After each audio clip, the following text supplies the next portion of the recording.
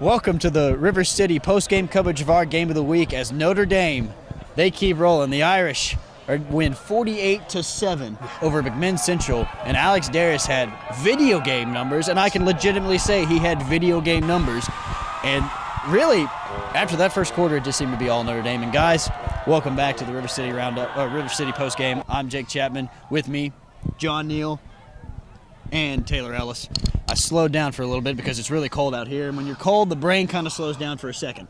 But anyway, guys, Taylor, we'll start with you. Sure. What did you see about this Notre Dame team that really impressed you tonight, especially against the McMinn Central team that they've got some athletes? Well, you kind of hinted on it. I think Alex Darris needs to turn the difficulty on the game up a little bit. He seems to be – He's playing on varsity.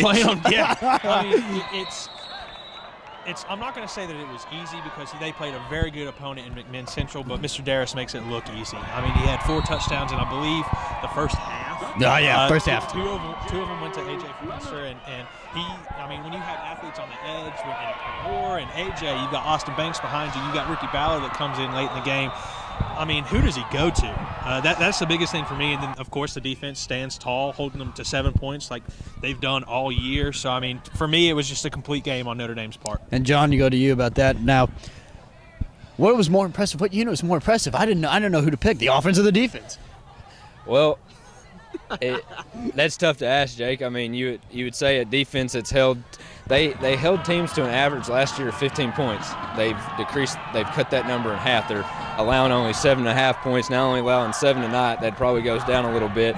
But I've been, maybe the biggest critic of Alex Darris here for a while, and it's not any of his play. It's because of how well Austin Banks has played that Alex Darris hasn't had to win games on himself. Well, clearly tonight, he showed he could win games by himself. He had 4 touchdowns in the first half, over 200 yards passing. He was 21 of 25 for the game, by the way. So, 21 of 25 for the game. So that's stellar. So I would have to say for tonight, you have to give the nod to the offense showing up a little bit because of how well Alex Darris was able to get things rolling to different players like Josh Russell and Keely Green making big-time plays. A.J. Flemster making plays on offense when needed. You also had Patrick Johnson, I believe, had a touchdown catch up the middle. Kareem Moore added another one. You know what you're going to get from Mr. Orr. Yeah. Oklahoma recently offered him, so we know what you're going to get from him. And they await Alcoa now, and it's going to be a big test for that offense again, big test for that defense because we know how physical Gary Rankin's teams can be. And, before we go back to Notre Dame, I gotta give McMinn Central some credit, especially when they're down 20-0 in the first quarter. That drive with Jackson Guy, number 12, the junior, absolutely stepped up when he needed to. But it was just a shame to see the result didn't match the effort at the end. But what do you think McMinn Central is thinking now going into next year? Because they returned Guy and they returned majority of their backfield and some line. What do you think, Taylor? For me, I'm going to say they're going to leave with the loss giving them a bad taste in their mouths, but I think that they have a tremendous upside coming in next year, returning a quarterback, like you said, that scored the only points for them on the game, who was instrumental in that drive. They've got guys coming back on both sides of the ball, so I really think that they're going to lose some key positions, but they really don't have that much to worry about in my eyes going into next year. So I think they have tremendous upside coming into next year. What about you, John? Well, look at by the numbers. Jackson Guy, Jackson Long come back in that backfield. Great players. Jackson Long's a big back. He's only a sophomore, a 1,400-yard rusher. They have reason to be optimistic. Last year in 2013, they went 4-6. Now they're 10-3. Ending the year where they finished, I believe, 5-7 or 4-7 around there. But optimistic as ever. I think it's first time they've ever won 10 games. So that's really optimistic to a team that 5 years ago didn't win a game. You have to really nod your cap off to Jackson Guy and Jackson Long and what they're able to do. But look, they lost to Loudon, playoff team, undefeated team. Lost to Carter, playoff team. A team that again had an upside year at 7-3 after being atrocious last year because they added a defense coordinator from Fulton. Lost to Notre Dame. Notre Dame's on a 12-game win streak. They lost by 3 points to Knoxville Catholic, who got, smashed last week against Fulton, but that's what Fulton does to people. So there's complete reason to be optimistic. I have no doubt in my mind when we look 6 months from now, 7 months from now, when we're putting out our top 25 around around the area, hitting up our website and also our magazine covers for next fall, they're going to be in our top 10, maybe top 5 of teams in the area because of all that talent coming back, regardless of division or classification. Reason to be optimistic. The score tonight is probably not, people are going to say it was really bad. It did get bad at times, but like you said, Jake, tap your hat to Jackson Guy, because this team is going to be a force to reckon with next year in 3A, just like they were this year. A little bit more experience. Who knows what happens next year? And, like we said, like you both have mentioned, the Jackson brothers. I guess we can start calling them the Jackson brothers in the backfield. The Jackson 2. No, I don't think they got, unless they got 5 more Jacksons. We can work on something later. I picked Miss Jackson in Jackson County, but that pick has nothing to do with what we're doing right now. But back to Notre Dame football. The thing with Notre Dame, like, that kind of took me by surprise tonight was that A.J. Flemister, 2 touchdown catches. We all knew he was a good player, but Kareem Moore's the go-to guy for them in the air. Sure. What do you think, Taylor? What made A.J. the guy tonight? Well, I think during the entire year, the 2 guys that you've looked at when you play Notre Dame are going to be Kareem Moore and Austin Banks. Mm-hmm. And Austin Banks last week, he had 5 touches, and that was his night. So, I think they're keying on Austin. They're keying on Kareem. They know that those are the guys that want to get the ball, and this just happens to be the next guy up. I talked to Coach Fant, and he says, they really have the mentality of okay, if you're going to double-team Kareem or you're going to stack 8 guys in the box for Austin, we're just going to go to the next guy. So I think that was what happened tonight here, and it was very beneficial for the Irish. And, John, do you think now that with A.J. Flemister becoming a bigger target now, do you think this opens up the passing game for Alex Darris and everybody? I think that's exactly what they wanted it to do, Jake. I've reiterated again. There needed to be other weapons step up besides Austin Jackson, a 1,600-yard rusher, and Kareem Moore, a 17-touchdown season. You mean Austin Banks, I'm sorry. Austin Jackson, that he plays for Boy Buchanan. Sorry, Austin Banks. Really good running backs all the way around. I'm saying Jackson's, and the past couple of weeks, Jared Andrews, Patrick Johnson, and like you said, A.J. Flemister.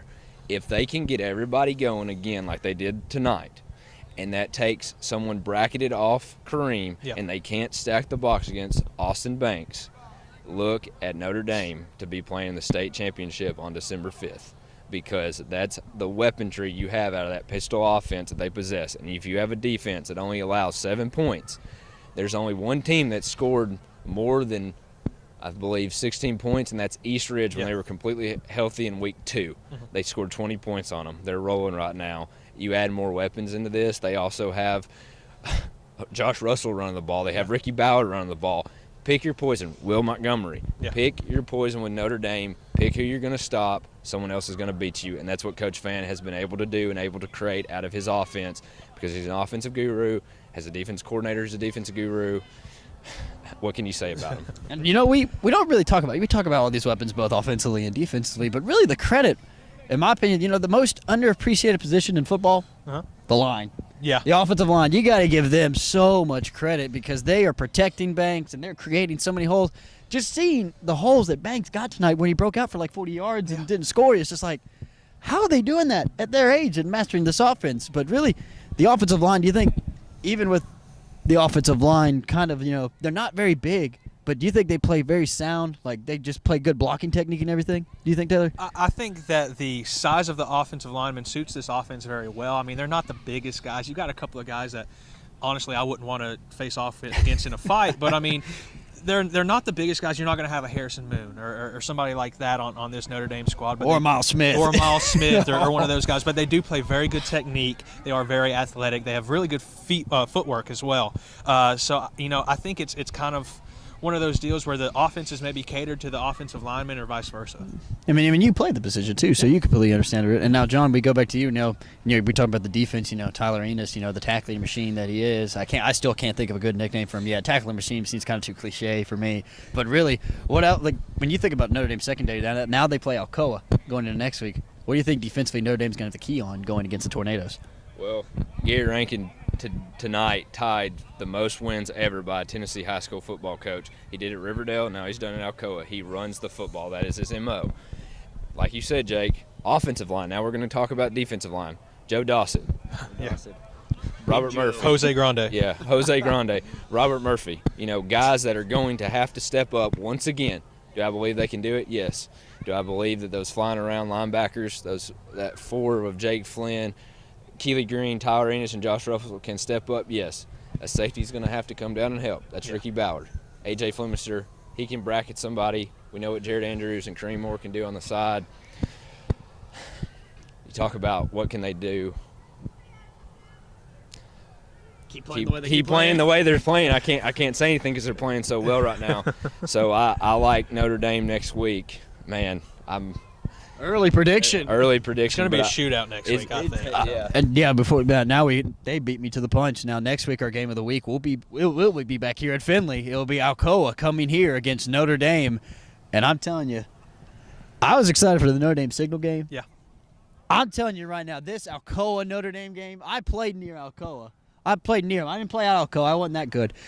The thing about Alcoa, when you grow up, Robert, you hear Alcoa for years. Alcoa is the best. Alcoa is the best. It's going to be really interesting for Alcoa to play on the road against the Notre Dame team. So Taylor, I already asked John what the defense should do. He thinks they should keep doing what they do. What do you think the offense is going to have to worry about against this tough Alcoa defense?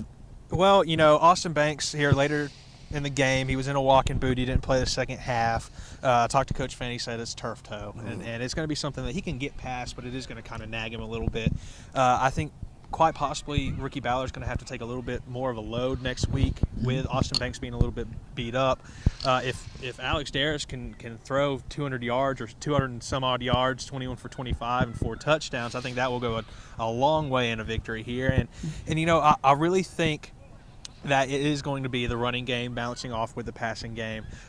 They came out tonight, and I believe it was 3 straight runs right off the bat, getting the passing game going here. So I really think that Ricky Ballard's going to have to step up. That if A.J. Fleminster can have another huge game like he had tonight to complement Kareem Moore, to complement Austin Banks and all those guys, I think it can be very beneficial for him. And like we just said, our game of the week next week will be here at Finley Stadium. What do you got? I got one. You got one more comment. One more comment before we conclude. There is 2 things they need to worry about. Oh, I should have asked you that question. Yeah, two things they need to worry about. Extra points. Yeah, that's true. What do they do? I think they've missed 4 tonight. Yeah, something like that. That's something that they need to work on. I mean, that's critical because next week's game, something else they need to work on. They've been playing teams in the first half. This is going to be a 4-quarter game. Yeah. Reps and downs that this Notre Dame team hasn't really played this year. Yeah. Alcoa has been in these games. It took them all 4 quarters to knock off CAK tonight. Can Notre Dame match up physically for 4 quarters? That's the question going into next week. If they can, they kick extra points. It's going to be a hell of a game. Thank you, John, with that. I mean, that's a very good point about that. The extra point is very crucial to the game. And, guys, we're back here again at Finley. Yeah. Back here now at the beginning of the year we were here for the Jamboree 2 days in a row. Now we get 2 weeks in a row with Finley. I've grown to love this place a little bit more and more. But this is Jake Chapman, Taylor Ellis, and John Neal with the River City post-game wrap-up of Notre Dame McMinn Central. We'll be here next week as the Irish take on the Tornadoes of Alcoa.